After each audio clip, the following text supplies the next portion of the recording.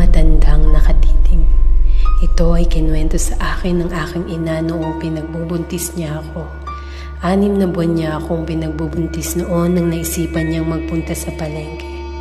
May isang matandang babaeng nakatitig sa kanya noon. Hindi niya masyadong binigyang pansin ang titig ng matanda dahil para sa kanya ay normal lamang ito.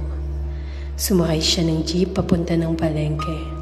At habang binabaybay ng jeep ang daan patungo sa palengke, ay napansin niya raw na malikot ako sa kanyang tiyan. Mga 2 minuto siyang nakaupo sa jeep at pagkatapos ay bumaba na siya. Ngunit kanyang pagkababae ay gunugulat niya dahil naroon ang matanda sa palengke at nakatitig ito sa kanya. Ngunit ngayon ay nakangiti na ito. Doon na raw siya kinilabutan dahil alam niya na nauna siyang sumakay sa jeep at wala namang traffic noon. Pero tila ba nauna pa ang matanda.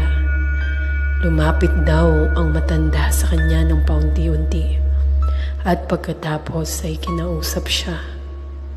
Ang sabi raw ng matanda sa kanya, "Ang bango naman ng tiyan mo." Nang nagtangkang hawakan ng tiyan niya ng matanda ay umatras daw siya at nagbilis at nagmadaling umuwi. Noong pauwi na siya pasakay ng jeep ay tinignan niya ang paligid, ngunit wala roon ang matanda. Doon na siya nakampante. Noong gabi ay wala raw ang aking ama dahil nasa trabaho pa ito. Habang nasa sala si mama ay nakarinig siya ng parang may napalakpak o napagaspas sa kanyang likod sa may bandang kusina. Sinilip raw yon ng aking ina sa maliit na butas at nakita niya mismo ang matanda. Nakatakilid daw ito at nakaharap sa pader. Pulang-pula ang mga mata at nanlilisik. Napahagulo ng kanyang buhok at nakakagulat ay may pakpak raw ito. Ngunit hindi daw nahati ang katawan niya. Doon nagsisigaw ang aking ina. Yakap niya noon ng kanyang bawang at asin, pati ang tingting niya. Hawak-hawak niya rin daw ako ang tiyan niya. Nagpunta ang mga kapitbahay naman kasi nagsisisigaw nga ang aking ina. Sabi niya sa mga tao ay may malaking ibon.